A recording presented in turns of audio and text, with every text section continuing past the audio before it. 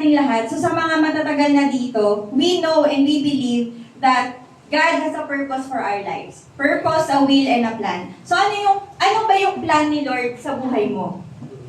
Parang gas-gas na, pero review lang. So, ano ang kalooban ng Diyos sa buhay mo? Sige, tingnan natin. Sabi sa Jeremiah 29 verse 11, "For I know the plans that I have for you." Plans for, pakilakasan? For good and not for evil. Diba? Plans to give you a future and a hope. So, ang ganda ng plano ng Panginoon, hindi pala yun para ikasama natin, kundi para sa kabutihan natin. Amen? Sige, dun sa next na, sa ASMD, sabi ni Lord, "Alam ko kung paano ko tutuparin ang mga plano ko para sa kabutihan nyo at hindi sa kasamaan nyo. At plano para bigyan kayo ng pag-asa na magkaroon kayo ng mabuting kinabukasan." Amen? So, napakabuti ng Panginoon, di ba? So, kabutihan. Lord, yung plano mo pala sa akin is for my good. Kabutihan ko, hindi kasamaan ko, hindi yung magkakautang-utang ako, hindi ko na alam kung paano babayaran. Yung wala akong mapakain sa mga anak ko, yung wala kaming pang-tuition, yung ganito na lang yung buhay namin, yung may mental issues ako, hindi yun yung plano ng Diyos sa buhay mo. Ang plano ni Lord sa'yo ay kabutihan, hindi kasamaan. Mabuti, magandang kinabukasan. Amen? Amen. Sige. God's plan. Then we have God's will.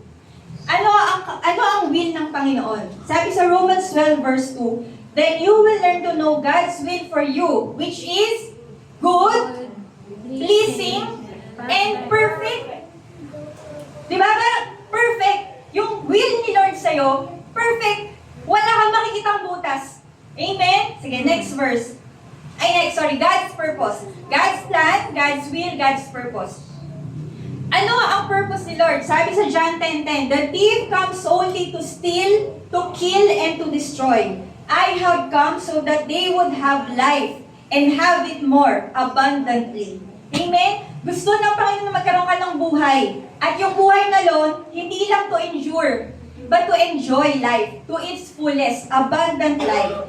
Doon sa ibang version, sa TLB, "My purpose is to give life in all its fullness." Amen? So pag nabuhay ka, ang isang tao may total well-being. So, happyawan lang natin. Dito sa church na to, ano ang pangalan ng church natin? Para hindi nyo alam.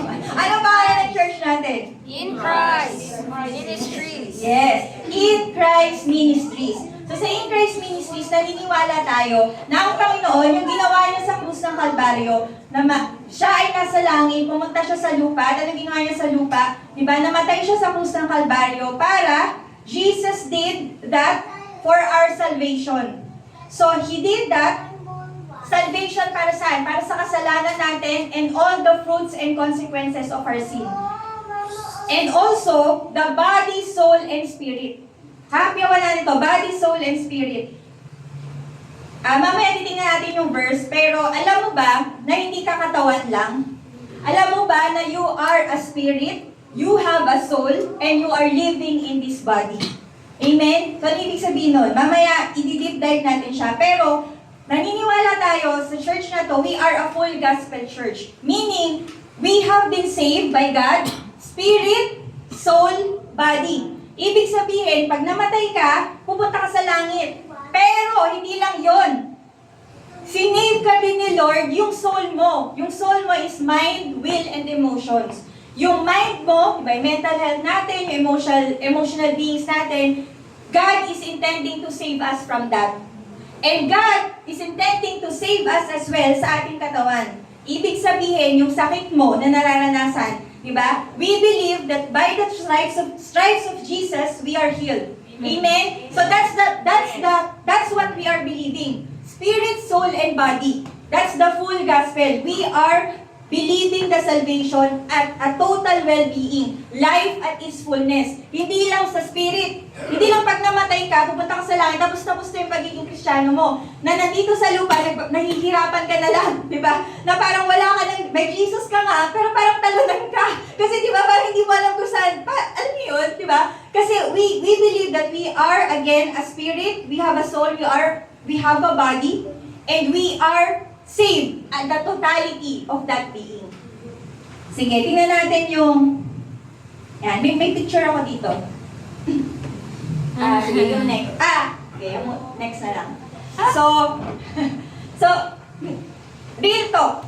Diba? God's purpose, na-discuss natin kanina yung purpose ni Lord, ang ganda. Yung parang good to be true. Diba? Parang sarap naman ng Lord. Your plans for me are good, perfect, diba? Pero, real talk, yun ba yung nararanasan mo ngayon?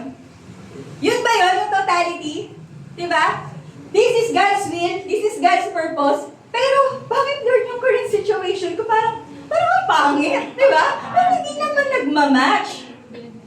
Minsan, next slide, yung purpose ni Lord sa atin, pag ganito, pero yun nangyayari sa buhay natin pag ganito. Diba? Parang, ano yun, hindi nagtugma. Diba? Parang hindi nag-meet.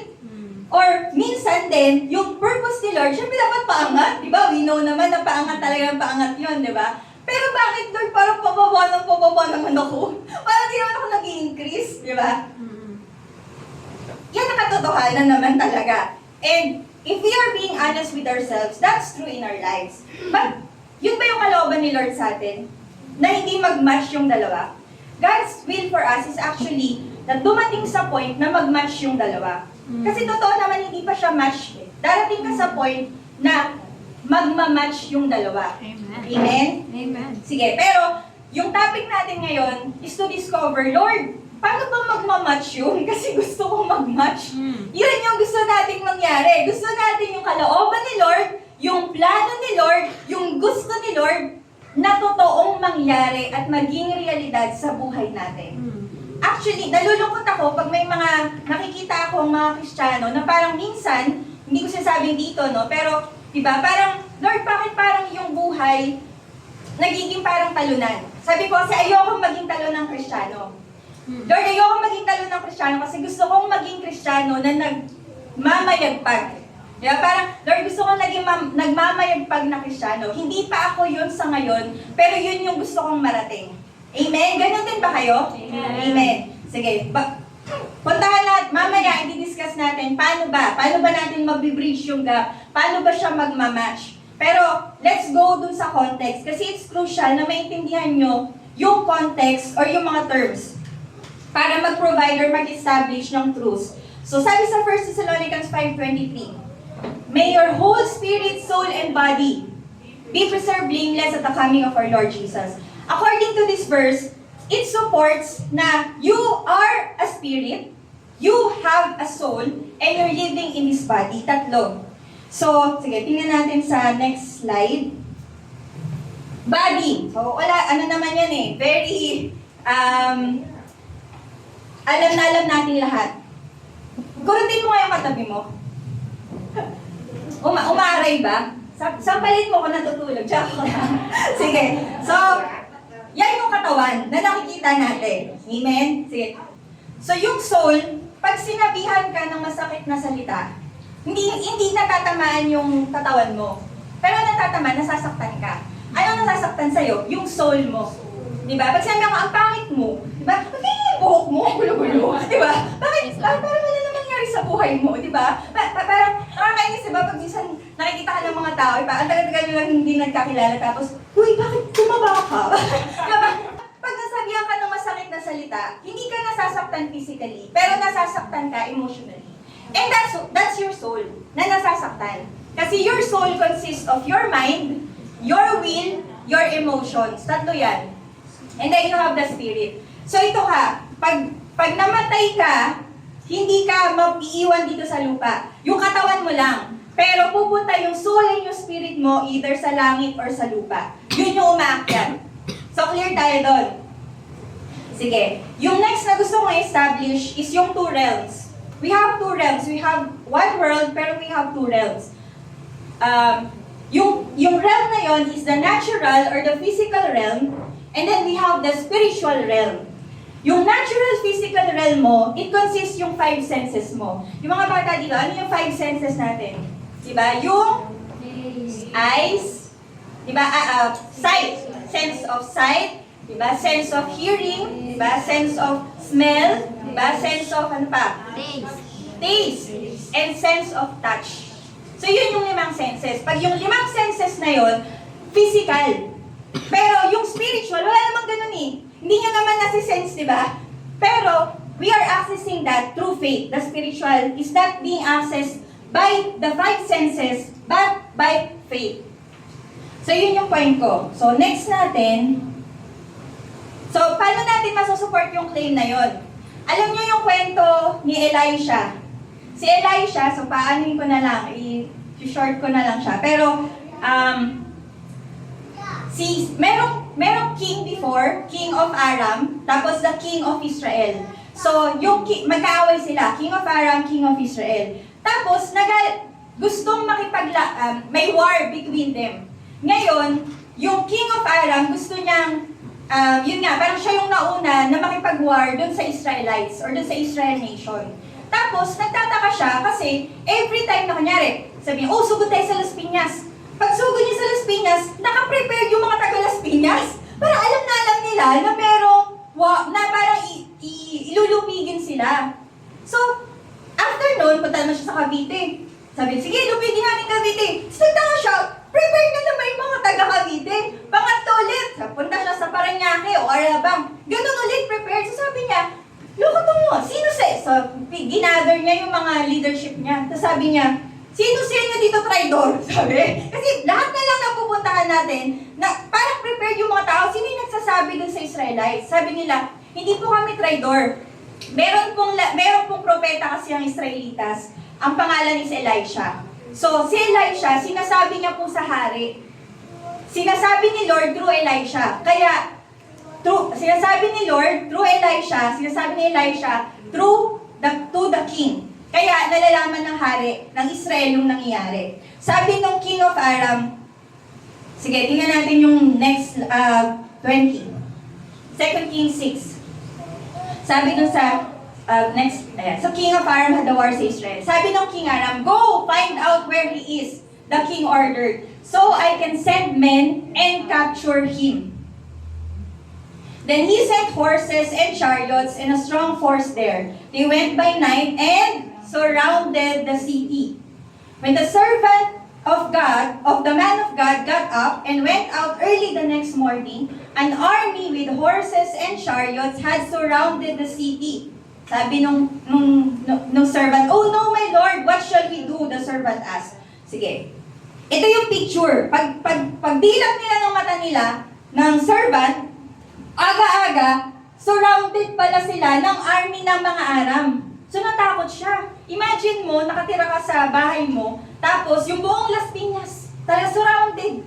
Yung buong hindi lang buong village siya, buong Las Piñas, sinurround ng army. So natakot yung servant. Tapos sabi ni Elisha, huwag ka matakot. Sabi niya sa next slide, don't be afraid.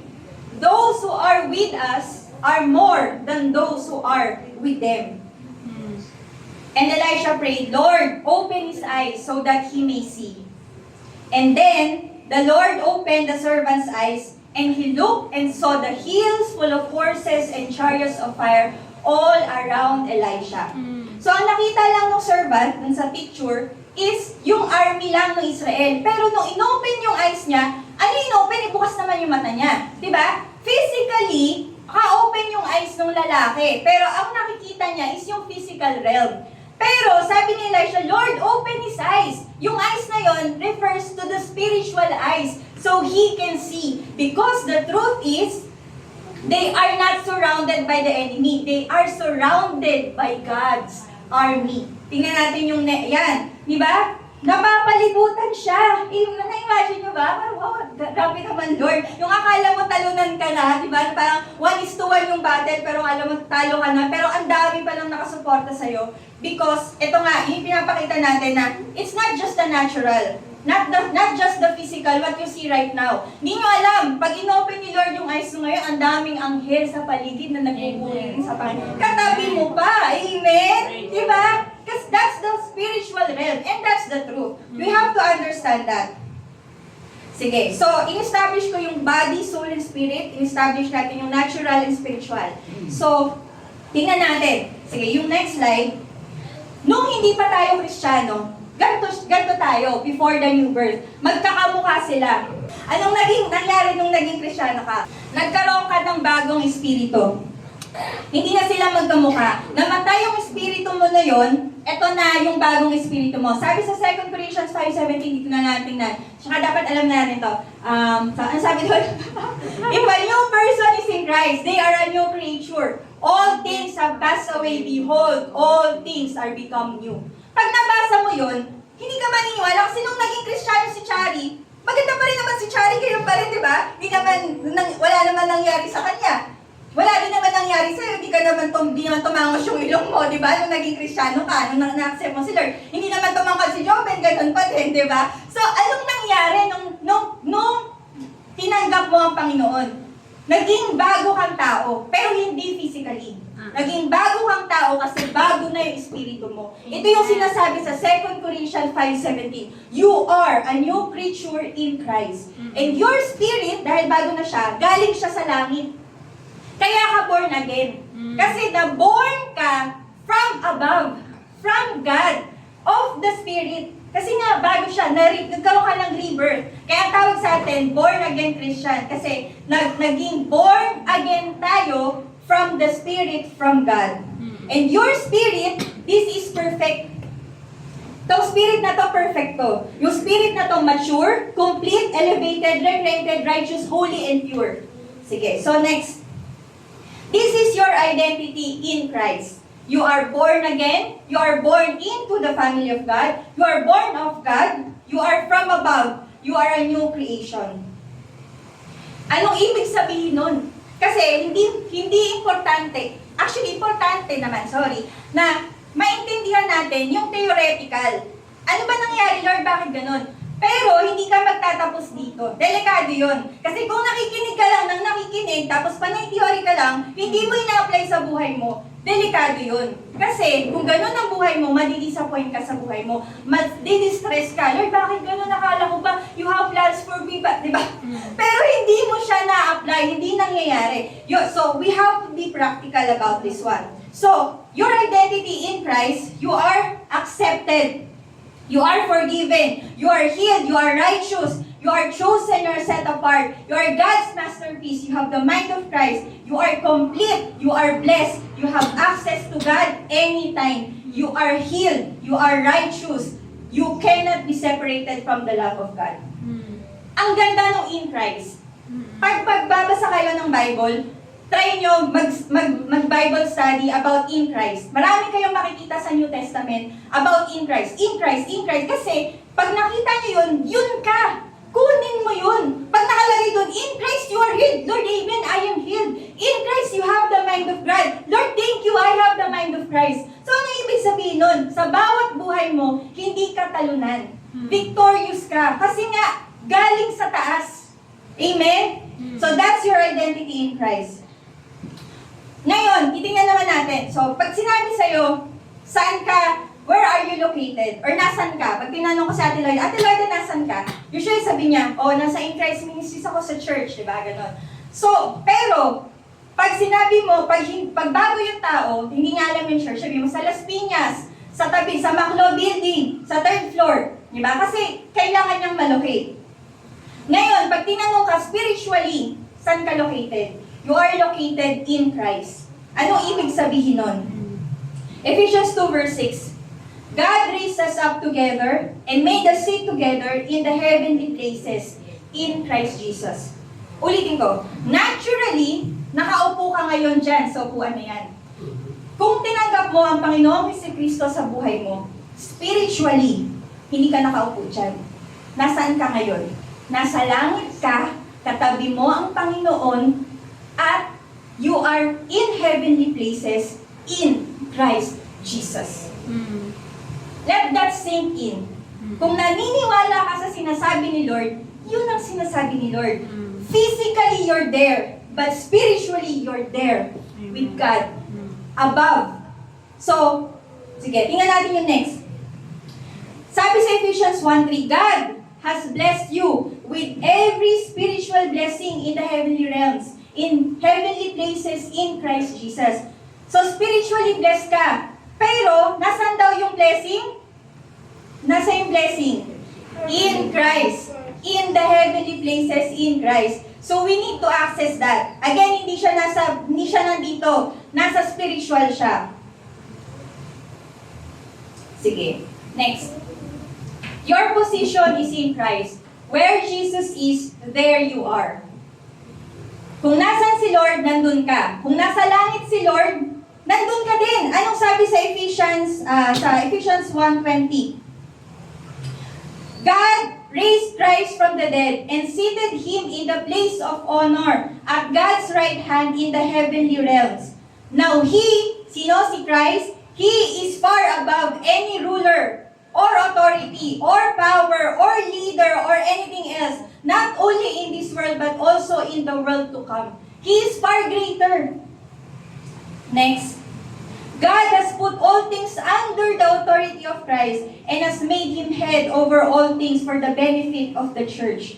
So kung nandun si Lord, nasa loob ka ni Lord, nasan ka? You are positionally above all the rulers and powers and dominions of earth. Amen? Kasi nandun si Lord, nandun ka din. You are reigning and ruling in the spiritual realm. Again, in the spiritual realm, yun yung position mo. You are victorious. You are a victor. You are not a victim. Your position is in Christ. Where are you now? In Christ. Every spiritual blessing is available to you. Hindi pag namatay ka. Lahat, di ba sabi sa Ephesians 1:20, lahat daw ng spiritual blessings available to you. Lord, baka naman available lang pag namatay ako. Di ba? No. That is available to you even now. So, balik tayo sa question. Paano natin ma-fill yung gap? Ito na ba yung gusto natin? Gusto nyo? Paano? Kasi gusto ko yun eh. Gusto ko yung purpose ni Lord, yung plano ni Lord, yung kalooban ni Lord. So, tingnan ulit natin. We all know and we acknowledge na merong gap, di ba? Hindi siya nagmamatch. So, bakit ko din-discuss yung body, soul, and spirit? Because, yung spirit mo, ito yung importante talaga because it is perfect. Everything in Christ, your position is here. Ito ka ngayon. Yung soul mo, again, anong kinocompose niya? Mind, will, and emotions. This is really important. Because, para siyang valve na siya dapat nagfo-flow. Lahat ng position mo kay Christ, lahat ng blessing, yung healing, lahat nun, nagfo-flow siya from the spirit to the soul to the body. Kaya importante to.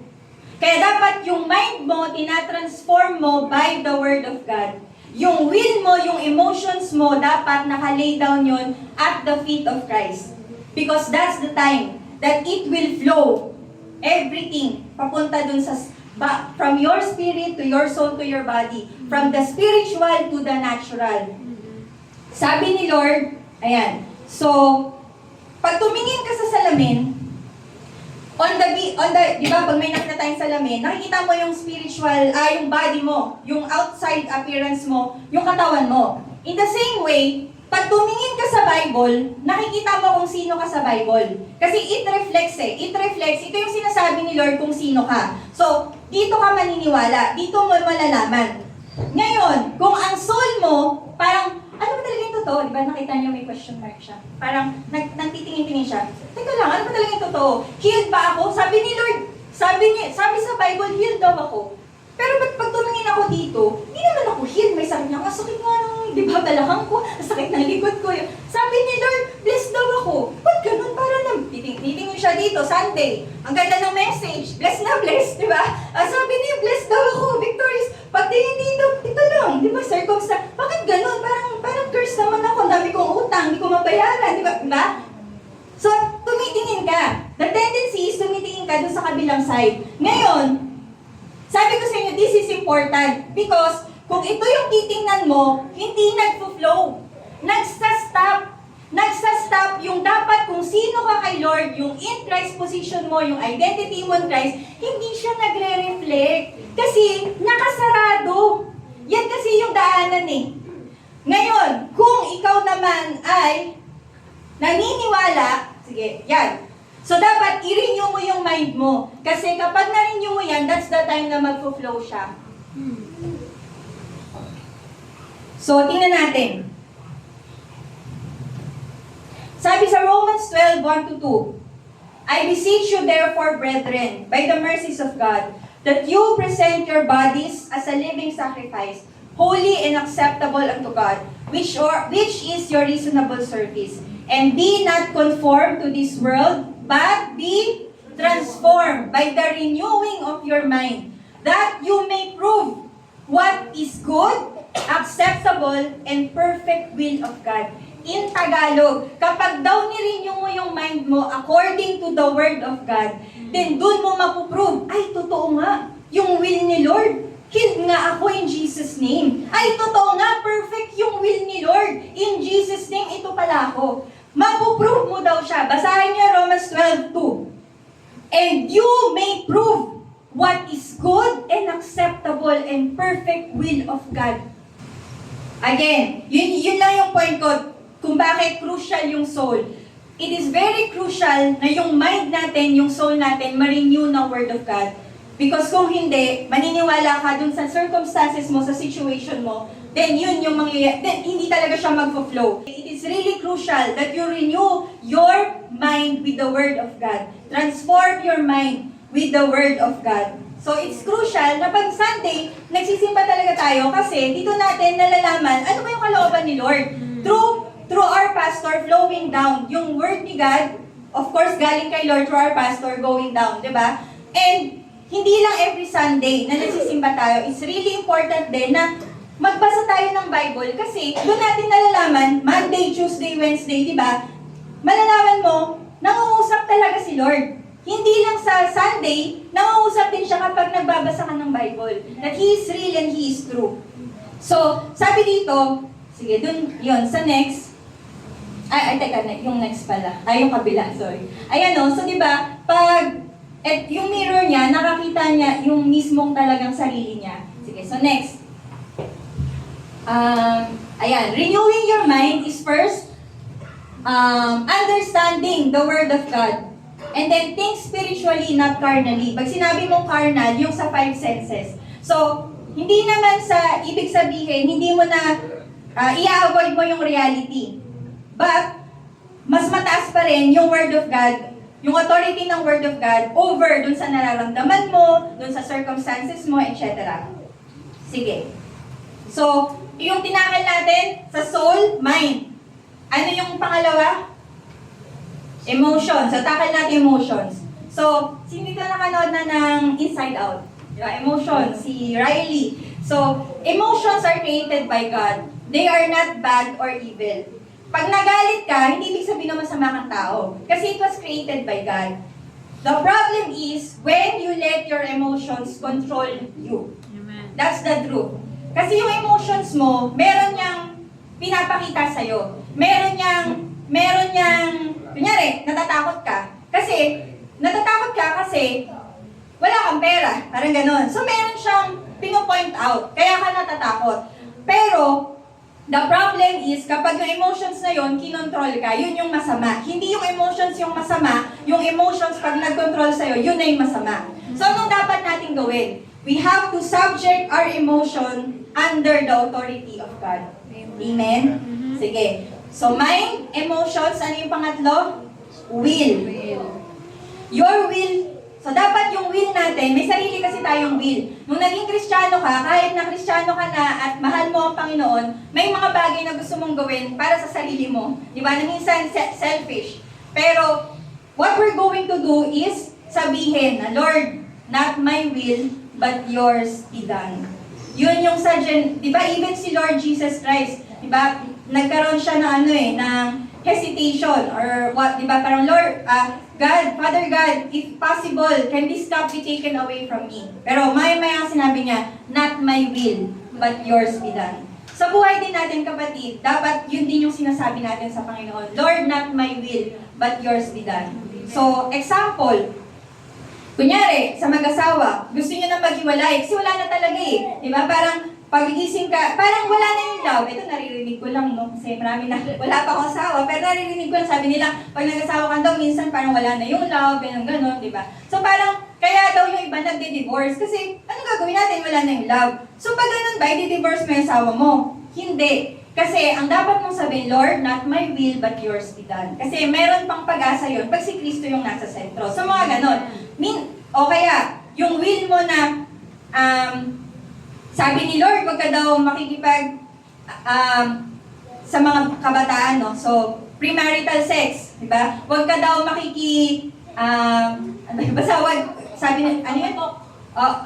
Basta wag mong gagawin kasi masama. Gusto mo, di ba? Gusto mo kasi, mahal ko siya, di ba? Kasi talagang gusto kong express yung pagmamahal ko eh. Anong dapat natin gawin daw? Not my will, but yours be done. Amen? Pag sinabi sa'yo ni Lord, pag sinabi sa'yo ni Lord na bigyan mo yung tao, kasi gusto ni Lord na maging pagpapala ka dun sa tao, ayaw mo, kasi Lord, nagirapan ko yung pera ko eh. Diba? Bakit ko na ibibigay sa Kanya, diba? But anong gagawin mo? Lord, not my will, but yours be done. Yun yung lakad natin bilang Kristiyano. Hindi yung kalooban mo, kundi yung kalooban ng Diyos sa buhay mo.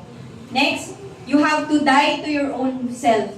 And then you have to live for God. Minsan masakit to. Masakit siya na, bakit ako mamamatay, Lord? Pero alam mo ba, pag namatay ka sa sarili mo, you are alive to God. That's the only way to live. And that's the best way to live. When you die to yourself and you are alive to God. It doesn't mean na hindi ka na yung mga needs mo, yung mga gusto mo, hindi na ibibigay ni Lord. Ibibigay ni Lord yun kung it is aligned to His Word. So, what are we gonna do about our wills and our emotions? Make a decision to turn your life, your will, your emotions to the care of our Lord Jesus Christ. God cares for you, kapatid. God loves you. God knows your needs. God knows the desires of your heart. Alam ni Lord kung ano yung magpapasaya sa'yo. Alam ni Lord kung ano yung makakasakit sa'yo. So we have to let the Lord, alam ko na mahal mo ako. Alam ko na gusto mo akong mapasaya, di ba? Hindi na ako nag-endure sa buhay ko, kundi gusto ko din mag-enjoy. And you have to turn it over to the Lord. Your care, your will, your emotions, under the care of God. Because He cares for you. Amen? Amen. So, yung soul natin, important. You have to renew your mind by the Word of God. You have to turn over your will. Lord, not my will, but yours be done. The emotions, you don't have to suppress it. That's there, but you have to put it under the authority of the Lord Jesus Christ. Amen? Amen. Amen. And then what will happen? Ito, it will flow. Yung image natin. If you do that, it will flow. Kung sino ka, kung sino to, spiritually, magpo-flow yan. Yung blessing, I am blessed, I am healed, I am victorious in Christ Jesus. I have the mind of Christ. It will flow. Test it out. Sabi sa Romans 3:12, you will prove what the Lord's will is, perfect, good, and pleasing. You will prove. Mapuprove mo. Next. Tinakay ko din yung natural and spiritual. Pag meron kasi yung transaction. So, kunyari, may pera ka sa online. May 3,481 pesos ka daw sa online bank account mo.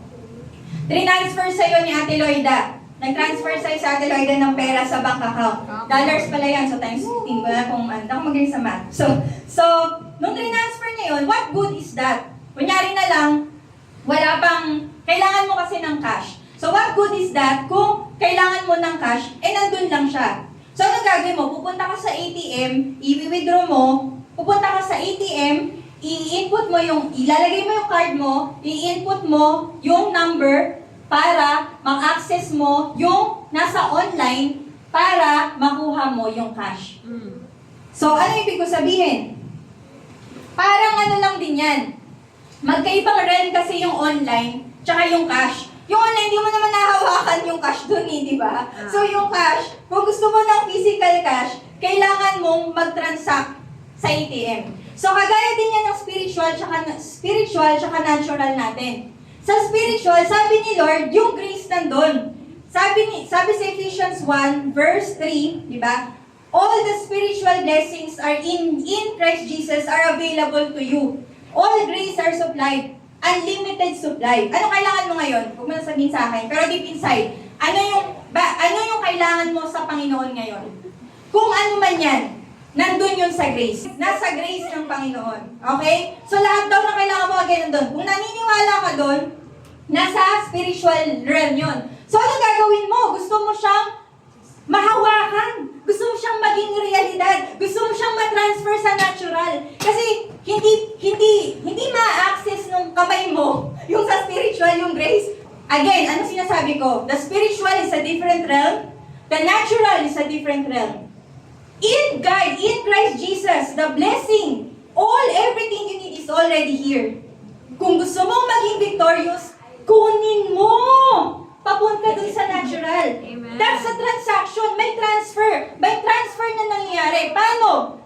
Identity in Christ. May GCash kayo? Di ba pag GCash, nag-i-input ka ng MPIN? Ano mo doon? Usually, tawag doon credentials, username, password, etc. Yung username and password na yun, in the spiritual, that's your identity and position in Christ. Meron kayong biometrics na. Biometrics, ibig sabihin, identity mo, ikaw yun. Kasi yung kamay na to, ano ba tawag dito? Fingerprints, galing nyo. Yung fingerprints na yan, 1:1 yan. Ibig sabihin, yung fingerprint ko, kahit sinong tao sa mundo na nabubuhay, walang katulad. So, ikaw lang talaga yun. Kumbaga, ang ano sa kanya, identity. So, what I'm trying to say, pino-point out ko lang na ma-access mo yun through your identity and position in Christ. Amen. Amen? I-access mo, kapatid. Minsan nandun lang yung pera sa Gcash, di mo na-access eh. Di ba? Nagsabi na si Lord, bibigyan ka daw niya ng pera para sa kailangan mo. Yung tuition mo nandun na. Wala ka namang ginagawa, di ba? Naniniwala ka na wala ka namang ginagawa. Magkaiba yun, di ba? You have to really put it, di ba? Transfer it. And then you will have your salvation, you will have your healing, you will have wisdom and everything that you need in Christ Jesus. Amen? Sige. Balik tayo. God's purpose, yung picture. Yan. So, hindi siya nagmamatch.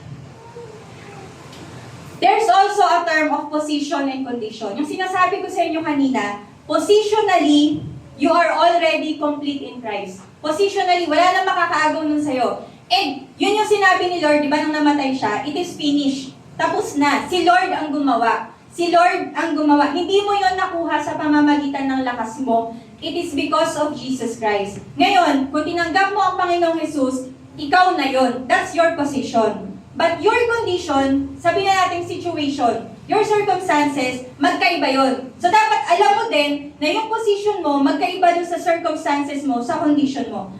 Sabi dito, positionally we are complete in Christ, but conditionally, we have to grow in grace and faith. Kasi di ba sabi ko kanina, nung naging Kristiyano ka, na-born ka into the kingdom of God. Nung na-born ka into the kingdom of God, perfect na yon, pero yung soul mo, kailangan pang ma-renew. Yung mind mo, kailangan pa rin ma-renew to become like Christ. So you grow in maturity, you grow in grace, and you grow in faith. That's the time na magmamatch na yung dalawa. Next, remember your position, but you trust Him in every condition you face. Amen? Kasi wag ka naman magalit kay Lord, ang tagal naman, di ba? So, it's a process. Darating ng time na magmamatch yung dalawa, pero hindi yan automatic. At hindi yan yung pagising, paglabas mo ng pintong yan ngayon, ay, nalaman ko na, di ba? But, hindi. It's a continuing process. Continued process.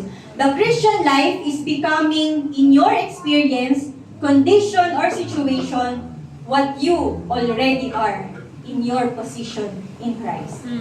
Ang sarap nito. Your Christian life is becoming. Lord, gusto kong maging ako, yung nandun sa spirit realm. Sabi mo, perfect yun, Lord. Sabi mo, holy ako, Lord. Sabi mo, forgiven ako, Lord. Sabi mo, lahat ng blessing, Lord, gusto ko yun. But your Christian walk is becoming like that. It's a process. And again, it's being, paano natin na ano yun? It's the transformation of your mind, the renewing of your mind, the submission of your will, Lord, not my will, but yours be done, and then surrendering of your emotions to God. That's crucial. If you do not do that, then huwag mong i-expect na magbabago yung buhay mo. Kasi yun yung sinabi ni Lord. That's the practical step of what we need to do in order for us to grow in faith, grow in maturity, and really be who we are in Christ. Amen? Amen. Lastly, magtatapos ako. Ito yung goal. Magkamukha na sila. Finally! Amen? Finally, magkamukha na. Finally, liyan na ako. May time yan. May timetable si Lord. Hindi ko alam kung kailan. Yung blessing mo, may timetable yan. Yung healing mo, wag ka lang mag-endure ka lang. Wag kang ano yung word, pero wag kang mapagod, di ba? In due time, you will reap your harvest, di ba? In due time, magmamatch din yan.